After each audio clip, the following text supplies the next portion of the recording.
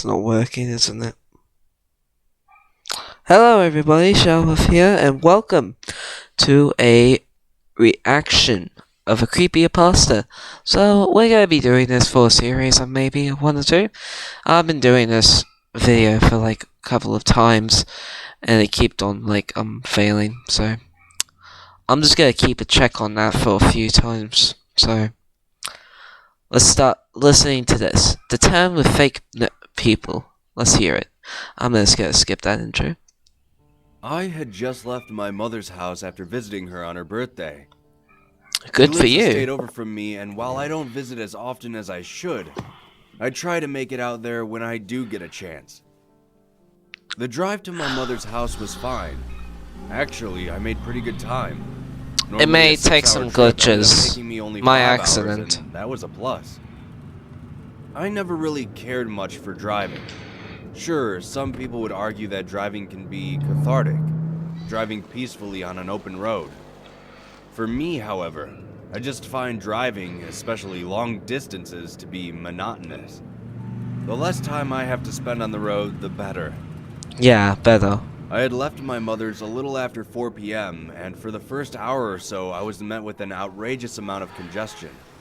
Oh, I think I ended up I sitting hate on the highway traffic. without moving for a total of 20 minutes straight. Then, immediately after, I was met with intermittent stops which turned my monotonous trip into one of agony. The constant drive 2 feet then brake was beginning to take a toll on my mind. After about an hour and a half, Oh, he's about to get road my rage. GPS came to life informing me of a severe accident further down the road. Oh, poor Although I them. wasn't surprised, I was grateful to have something to blame on this bad traffic. As my car crept further down the road, my GPS with her overly chipper voice suggested that I take a detour. At that point, anything was better than sitting in this metaphorical hell.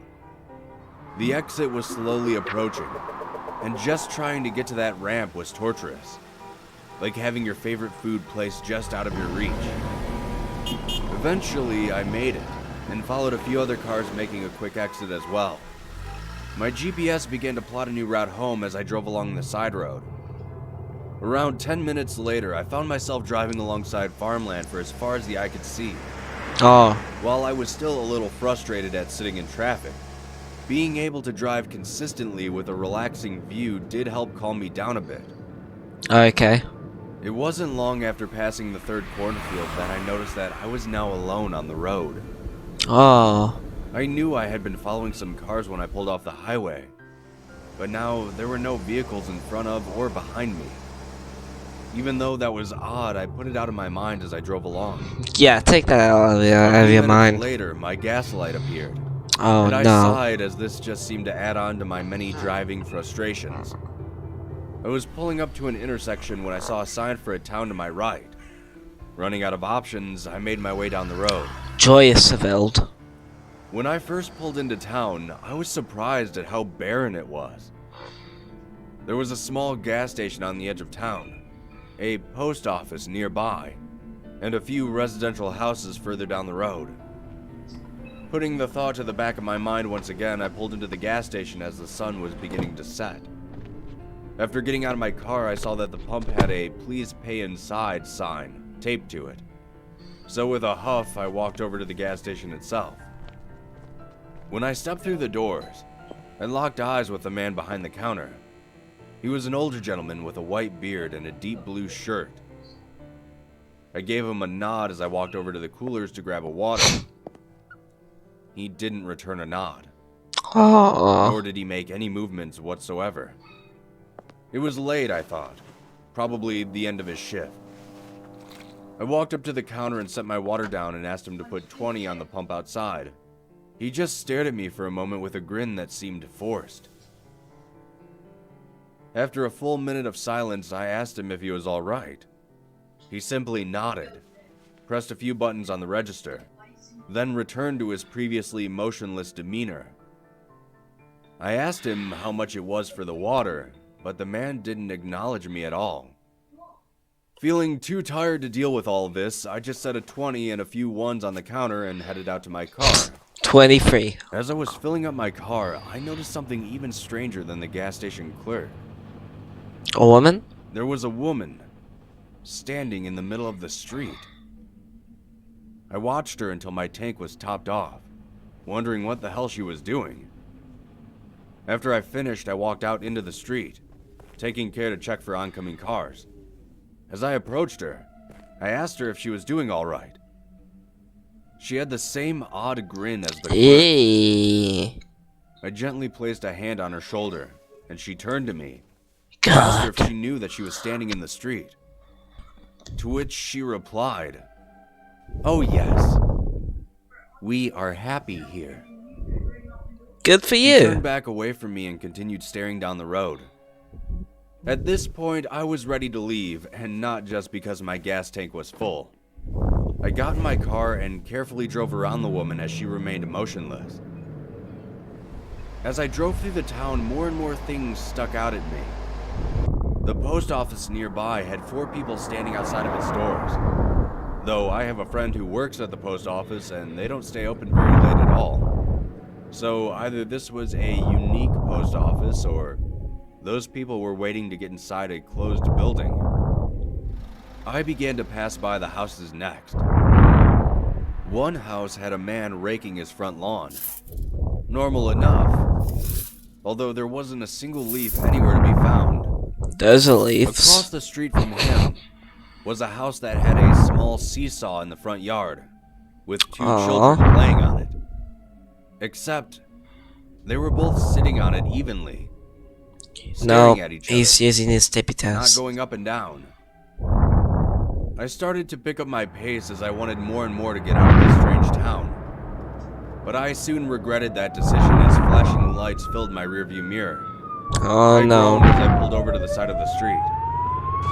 I watched through my mirror as the police officer stepped outside of his vehicle with a large grin plastered across his face. Ew. He slowly walked up to my window and stood there. That's a happy I had been face. pulled over before, and one thing I learned is you wait for instructions from the officer. After a few minutes came and went, I rolled down the window and asked if there was a problem. With a relatively happy tone, the officer said, "You have the right to remain silent." I gave him a confused look and asked if I was under arrest. To which he spoke again. "It's illegal to drive a car, sir." Then why are you driving a car, Mr. Tempety? If I wasn't already so creeped out by the whole town, I would have thought this was actually quite funny. I told him that I had a license and registration to drive this car. He then leaned down and almost stuck his head inside my car window before saying, "Have a nice day." You He then too. stood back up, walked back to his car, then You should have drove said away safe with his lights travels. still flashing. I was at a loss for words. Never in my life had I experienced anything like that before. Taking a moment to compose myself, I looked around and noticed that all the people were now staring at me. Quick The man notice. raking the leafless yard.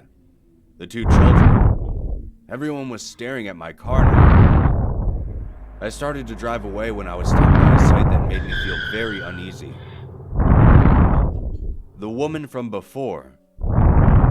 The one that was standing in the middle of the street near the gas station. Well, she was still in the street, but right in front of me now. I had been driving for quite a few minutes, so unless she was a marathon sprinter, there was no way she could have gotten in front of me. Yeah, no way. I slowly crept closer to her, and like before, carefully maneuvered my car around her. I still had my window down as I passed by slowly. When I was almost halfway, she turned to me. Oh god. Her eyes were a dark shade of red, and she was no longer smiling. In a deep, gravelly voice that obviously didn't belong to her, she said, Join us. I had never I knew stomped it. my foot on the gas pedal that hard before in my life. My tires squealed down the road, and I didn't let off until I started to see the cornfields once again. After another half hour of driving, I found a road leading back to the highway. Once I was back on the highway, a tidal wave of relief washed over me. I didn't couldn't get off the highway until I was finally home. Hooray. Safe. When I made it home, I couldn't stop thinking about all those weird people. How they all looked like people, but they didn't act like people. I know this must sound confusing to all of you, but it's just as confusing to me. After I made it home, I took some time to retrace the route I took on the map, and saw that there was no town in that area. What? I'm not entirely sure who they are, or even what they are. But I think next year, I'll just send my mom a card for her birthday instead. Good for you. Well, that was actually a little short video. And we were at the... Okay, people, I think I'm gonna end this video right here, and I hope you guys have a very good year, and I'm gonna see you all, next time. So, yeah, subscribe, comment down below, and tell me what you want, and maybe sometime I'll do this as well, so, yeah. So, yeah. Bye-bye.